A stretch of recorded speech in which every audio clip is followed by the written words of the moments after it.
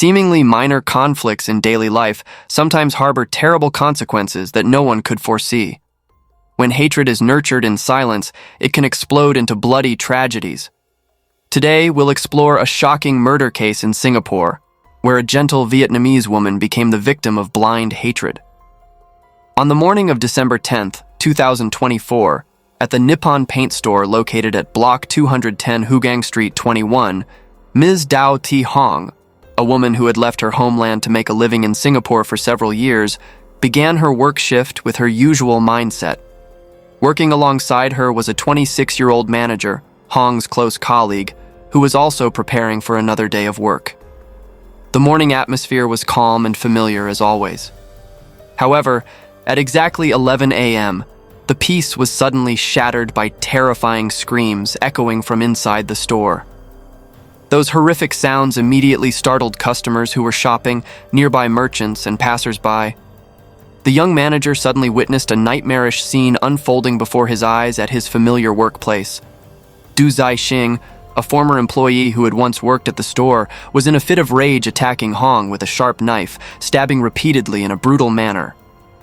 Instinctively, despite the overwhelming panic flooding his heart, the manager immediately rushed forward to intervene. However, while trying to shield and protect his colleague, he was struck by the sharp blade, leaving deep, painful wounds on his arm. Despite the pain from his bleeding wounds, the manager courageously continued to shout for help with all his strength, while struggling to pull Hong away from the reach of the violent attacker. In the chaotic and terrifying atmosphere, the desperate cries for help attracted the attention of several employees from nearby shops.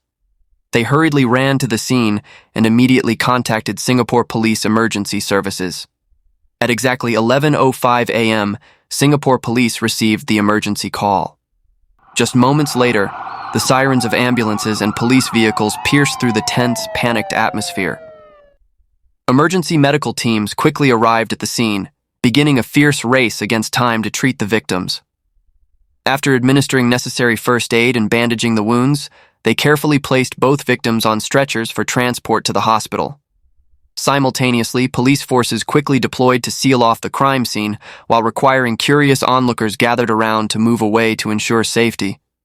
Many residents living nearby, after witnessing the entire horrific incident, became stunned and speechless. It was hard to believe that such a brutal attack could occur in the heart of this usually bustling and peaceful neighborhood. What was particularly notable was that the residents in this area were familiar with both the victim and the perpetrator. The female victim in this case was Ms. Dao Thi Hong, born in 1990, a Vietnamese citizen. She was born and raised in Thanh Hoa Province and married quite early. Hong was the mother of 3 children and had a peaceful family life in her homeland. However, in 2019, economic difficulties forced her to make a painful decision: temporarily leave her family to seek work opportunities in Singapore, hoping to earn money to send home to support her family. In Singapore, Hong was fortunately hired as a sales staff member at the Nippon Paint Store in the Hougang area. Her daily work included selling paint, providing professional advice to customers, and managing the store counter. After 5 years of diligent work in a foreign land, Hong had gradually become the main economic pillar of her family. She had sent most of her earnings back to her homeland to support her 3 young children and care for her elderly parents. During her time in Singapore, Hong lived with several fellow Vietnamese in a shared rental apartment. This apartment was located directly above the paint store where she worked. Thanks to this convenient location, she only needed to walk down a few steps each day to easily reach her workplace. With her diligent, dedicated nature and friendly, approachable personality, Hong quickly won the affection of the store owner and colleagues. Not only that, regular customers who came to buy paint also had special fondness for this Vietnamese woman. Despite her petite stature, Hong was always quick and efficient in her work, especially greeting customers with a cheerful attitude and bright, sincere smile. A fellow Vietnamese friend who ran a fruit business nearby, also a Vietnamese who had come to Singapore to establish a career, shared that Hong was a kind-hearted person, always ready to chat and enthusiastically help those around her. He also mentioned that many residents in the area were very fond of Hong and often made it a habit to stop by to greet and chat with her whenever they passed by the store. Despite the difficult and challenging life away from her homeland, Hong's heart was always directed toward her small family back home. She was the mother of 3 children, an eldest daughter in her teens, a son in elementary school, and the youngest daughter who had just turned 7. The image of these 3 beloved children had become the strongest motivation, driving the young mother to persist and work diligently in this distant land. Hong's close friends often recounted how she had the habit of sharing adorable photos of her children with eyes full of happiness and sparkling hope for the day of family reunion. She had planned to return home for a visit in 2025 after long years of separation filled with longing. Moreover, with her love for her family, she had prepared many meaningful New Year gifts to bring back for her loved ones. However, cruel fate prevented her from fulfilling this dream. Besides her sales work in her personal life, Hong was quite private, rarely confiding in others or complaining about her personal difficulties. For this reason, when this heartbreaking tragedy occurred, everyone around her was shocked and questioned what could have caused such a gentle, kind woman like Hong to become the target of such a brutal attack. Immediately after the serious incident occurred, Singapore police quickly deployed and mobilized the most experienced and highly skilled investigators to clarify the entire matter. Although suspect Zicheng was arrested at the scene, the investigation still needed to be conducted extremely meticulously, detailed, and systematically to ensure complete collection of necessary evidence while clarifying the motive and specific circumstances that led to this tragic case. Through initial assessments and analysis, investigation experts concluded with relative certainty that this was a murder case stemming from personal conflicts that had accumulated and escalated over time since the perpetrator and victim had known each other previously. However, the crucial question remained open. What really became the spark that ignited such horrific violence? This core question urged and drove investigators to immediately begin the work of reconstructing and meticulously piecing together the picture of the past relationship between the 2 people involved in the incident. The first step in the investigation process involved the forensic team systematically collecting all physical traces at the scene. The bloodstained knife found at the scene was immediately transferred to the forensic laboratory for in-depth analysis. Results from the forensic process revealed important information. The knife handle bore fingerprints and tissue cells that completely matched suspect Zicheng, while the blade still had the victim's blood, clearly confirming this was the weapon used to commit the crime. Simultaneously, experts also meticulously mapped the blood spatter scattered across the floor to accurately reconstruct the sequence of events. A notable detail was that the heaviest concentration of blood was found near the entrance area, reinforcing the hypothesis that the victim had been pursued and attacked to the point of collapse at that location. Additionally, smaller blood spots leading back inside likely originated from wounds on the perpetrator during the struggle and fight. All this physical evidence created a solid, undeniable chain of evidence regarding Zicheng's direct involvement in Hong's tragic death. During the same period, the investigation agency worked closely with the Forensic Science Department to conduct a detailed and professional examination of the victim's body. The forensic report subsequently revealed heartbreaking information. Hong had been stabbed a total of 6 times, with wounds mainly concentrated in the upper back and neck area.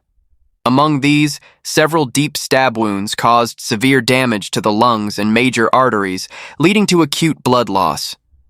Ultimately, the victim could not survive and died at the hospital due to severe blood loss. The conclusion from this forensic report completely ruled out any other causes of death, clearly confirming this was a premeditated murder. The time of death was estimated around noon on December 10th, completely consistent with the timing of the brutal attack. Besides the main wounds, additional scratches were discovered on the victim's knees and arms. These were seen as clear signs that while trying to escape, she had tripped or been pushed forcefully, causing her to fall on the hard surface. This important detail was completely consistent with and complemented the testimony of witnesses present at the scene, who had witnessed Hong desperately trying to flee, but unfortunately tripping, creating an opportunity for the perpetrator to catch up and carry out the ruthless attack. Regarding suspect Zicheng, the medical team also conducted a thorough examination of the wounds on his body. Results showed that he had a relatively deep laceration on his right hand, likely the result of the knife blade slipping and cutting his hand while he was stabbing the victim too forcefully and losing control, along with several other minor scratches scattered across his body. After doctors stitched the wound and stopped the bleeding, he was quickly discharged from the hospital to be handed over to the authorities, beginning his period of detention awaiting trial. Blood test results revealed important information. At the time of committing the crime, Zai-Xing was not under the influence of any illegal substances or alcohol. This meant he carried out this brutal act while completely sober and conscious, further clarifying the deliberate nature of this crime. The most important witness in the case was the store manager, who was invited by investigators to provide detailed and comprehensive testimony. With a trembling voice still haunted by the horrific scene he had witnessed, he recounted every detail of what his eyes had seen. According to the manager's testimony, around 11 a.m., Zai-Xing, a former delivery employee who had once worked at the store, suddenly appeared at the shop without prior notice. He entered carrying a small cloth bag. At that moment, Hong was standing at the counter working as usual, but suddenly showed signs of being startled and freezing when she recognized his presence. Without any greeting or polite exchange, Zai-Xing, with a face full of murderous intent, walked straight toward Hong and immediately began loudly questioning and arguing in Chinese. Although limited by the language barrier, as the manager was Singaporean and primarily used English, he couldn't understand the entire content of the argument, but he could sense they were having a conflict related to financial issues. Seeing the situation escalating dangerously, the manager decided to approach to intervene, trying to separate Zai-Xing from the area near Hong. However, at that very moment, Zai-Xing quickly pulled a sharp knife from the cloth bag and began swinging it dangerously. The manager instinctively raised his hand to shield himself, but was unfortunately struck by the blade, creating a deep cut on his forearm, causing bleeding and severe pain. In this emergency situation, he was forced to stop and shout loudly to warn Hong to quickly leave the dangerous area. Hong, in a state of panic, tried to run toward the exit but accidentally hit a shelf and fell down. At that precise moment, Zai-Xing quickly approached and continued the brutal attack. Despite being injured, the manager still tried to intervene to stop it, but it was too late. The perpetrator only stopped when Hong had become limp and motionless. The detailed account of the manager completely matched what witnesses outside had observed, particularly the scenes of Zai-Xing pursuing and brutally attacking the victim. Through compiling testimony from multiple sources, the overall picture of the case gradually became complete and clear. It was evident that Zai-Xing had prepared and had clear intent when he brought the weapon, then sought out Hong's workplace to commit the crime. An important point to note is that there were no signs or evidence that the two had any physical struggle or conflict before Zai-Xing decided to pull out the knife. On the contrary, all details indicated that he had actively initiated the argument and then escalated it to violence. This was further reinforced by consistent statements from all witnesses that the victim had no weapons whatsoever for self-defense. Throughout the incident, Hong only had the natural reactions of someone being attacked, trying to flee from the attacker and calling for help. These facts completely ruled out any possibility that Zai-Xing's actions could be justified under the claim of legitimate self-defense. Evidence clearly showed that Zai-Xing was the aggressor in a one-sided attack, while Hong was completely a victim being hunted down. Although the evidence collected was completely sufficient to charge Zai-Xing with murder, the investigation team still needed to clarify the real motive behind this act. Investigators posed many hypotheses. Were there undisclosed secrets between the two, perhaps complex romantic troubles or financial disputes? However, the truth finally discovered surprised everyone much more than what they had ever imagined. When the store owner was invited by investigators to provide detailed information about the relationship between the two people, he revealed that Zai-Xing had previously been a delivery employee at the store and had therefore worked together with Hong. In July 2024, a seemingly minor and ordinary incident occurred at the store. During the process of moving goods, Hong had accidentally let a handcart slip and hit Zai-Xing's foot, causing him a relatively minor injury. Although this wound was not medically assessed as serious, Zai-Xing showed extremely dissatisfied and uncomfortable attitudes, insisting that Hong had worked carelessly and negligently, thereby causing an accident for him. From this incident, the relationship between the two began to show underlying conflicts and tension. Despite the company having existing insurance coverage, Zicheng still demanded that Hong pay out of her own pocket for the medical expenses to treat his wound. On Hong's side, she believed this was only an unavoidable workplace accident, and the medical cost had been covered by the store owner, so she saw no reason to pay from her personal pocket to compensate Zicheng. Hong's refusal made Zicheng even more angry and frustrated. He began to view her as an unreasonable person. Recognizing that the tense situation could affect the work environment, the store owner confirmed that he had proactively stepped in to resolve this issue. To settle everything as peacefully and smoothly as possible, he decided to personally pay all treatment costs for Zicheng while making the decision to transfer him to work at another branch of the store chain, just a few miles away from the current location. His main motive was to create physical distance between Zicheng and Hong, hoping this separation would help the conflicts gradually subside. However, reality proved that things did not develop in the positive direction as expected.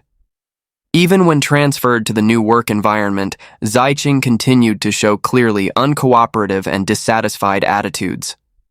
According to the store owner, he had been unable to integrate and build good relationships with colleagues at the new branch, instead frequently engaging in argumentative behavior, quarrels, and creating unnecessary conflicts.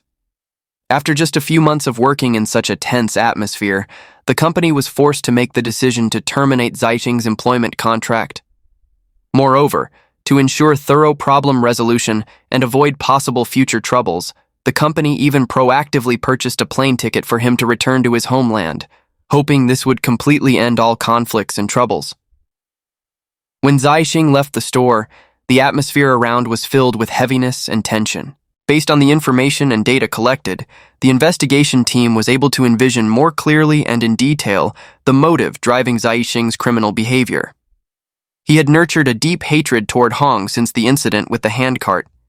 In Zicheng's psychology, he always considered himself the victim of an injustice, but did not receive adequate compensation as desired, and even had to suffer the severe consequence of losing his job in Singapore. Therefore, in his distorted perception, Hong was the root cause, the person responsible for all the misfortune he had experienced. The psychology of wounded pride and hatred toward Hong had been accumulating and growing daily in Zicheng's mind. Gradually, he began to harbor and nurture thoughts of revenge. Through accounts from some of Hong's close friends, they revealed that in the days before the incident occurred, Hong had repeatedly seen Zicheng suspiciously present around the market area where she frequently visited. Moreover, he had been inquiring about and investigating Hong's work schedule. This showed that Zicheng had a systematic surveillance plan and was waiting for a favorable opportunity to carry out his act when he could be certain of encountering her. These discoveries completely ruled out any possibility that Zicheng might have acted on impulse or in a state of momentary emotional loss of control. On the contrary, the truth showed that from a seemingly minor and ordinary workplace collision, Zicheng had allowed negative emotions like hatred and resentment to gradually dominate and completely overwhelm his rational thinking ability. This process ultimately drove him to the decision to plan in detail and execute an extremely brutal and bloody revenge. Examination of Zicheng's personal electronic devices, including his mobile phone and computer, revealed additional important evidence. Specifically, in the weeks before the crime occurred, he had been searching online for information about flight schedules from Singapore to China, as well as studying regulations and procedures related to immigration. This suggested a high likelihood that Zicheng had prepared an escape plan, intending to leave Singapore immediately after committing the crime to avoid being pursued and prosecuted by authorities. However, this plan was unsuccessful as he was arrested at the scene.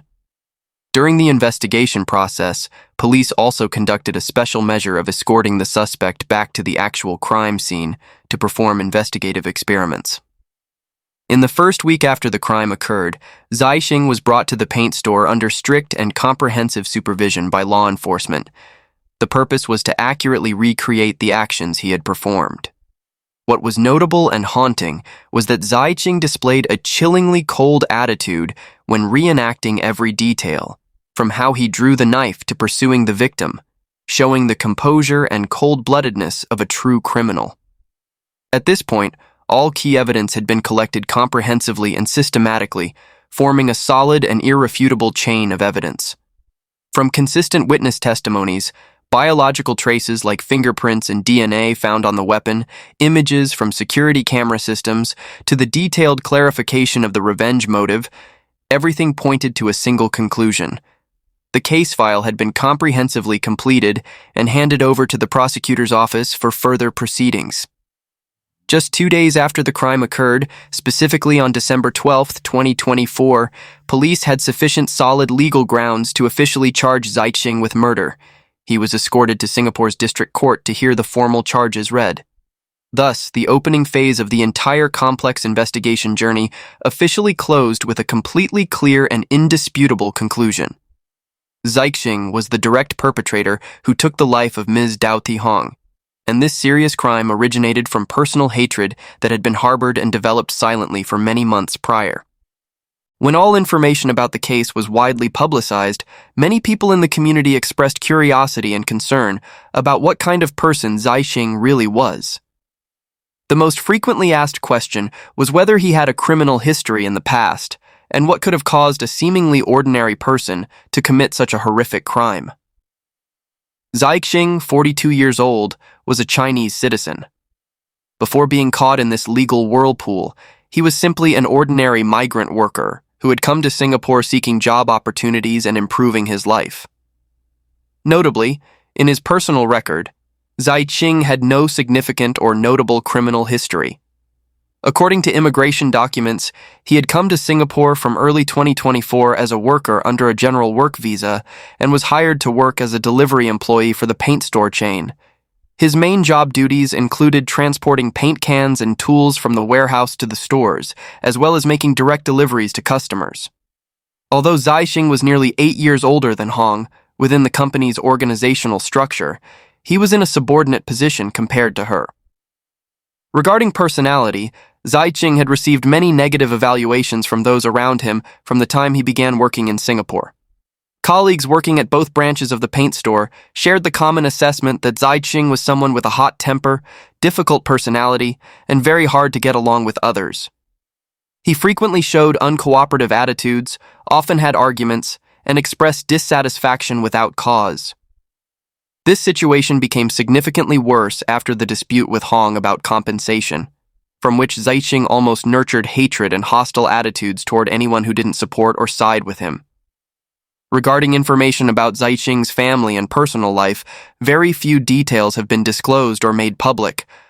To this point, it remains unclear whether he was married, had a wife and children living in China, or was still single. Throughout his time working and living in Singapore, Zicheng stayed at a workers' dormitory, living with several other fellow countrymen. However, even in this shared living environment, he showed little interest in socializing, making friends, or building social relationships. According to a roommate's account, Zicheng was someone with a rather withdrawn personality and rarely participated in conversations or group activities. He often had the habit of living reclusively, isolated from everyone around him, and seemed to always be immersed in his own world. Particularly, this roommate frequently heard Zicheng sit alone and mutter angrily about being wronged or treated unfairly by someone. It seemed Zicheng had become pathologically obsessed with the feeling that he was being insulted and disadvantaged, and this had gradually made his temperament become extreme and unbalanced. A particularly concerning detail that the roommate witnessed was once seeing Zicheng cutting up a group photo taken at the store, carefully cutting out Hong's image from the photo and then throwing it away. It was clear that Zicheng was harboring and nurturing an extremely deep and persistent hatred.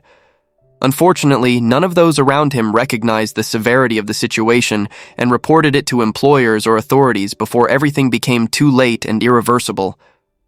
Regarding his mental health immediately after being arrested, Zicheng appeared calm in a chillingly cold manner. However, due to the serious nature of this case, the court ordered a psychiatric examination for him. On December 19, 2024, Zicheng was placed in the Prison Medical Center for psychiatric evaluation for 3 weeks. The specific evaluation results have not yet been announced, But the fact that the defense attorney did not object suggests they also want to consider Zaiqing's mental state before trial. In summary, the portrait of perpetrator Zaiqing emerges as a man heavily burdened by personal grudges, with a cantankerous temperament lacking self-control. A minor workplace incident combined with wounded ego caused him to slide into a spiral of hatred. Unable to accept letting go or seeking reconciliation, Zaiqing chose the path of violence to resolve the issue, and from this dark path, he was pushed deeper into legal trouble, facing the strictest punishment under Singapore law. As of now, Zaiqing's trial has not yet taken place as it awaits completion of legal procedures and evaluation results. What sentence do you think will be given to Du Zaiqing? Please share your thoughts in the comments below. Thank you for following along, and see you in the next videos.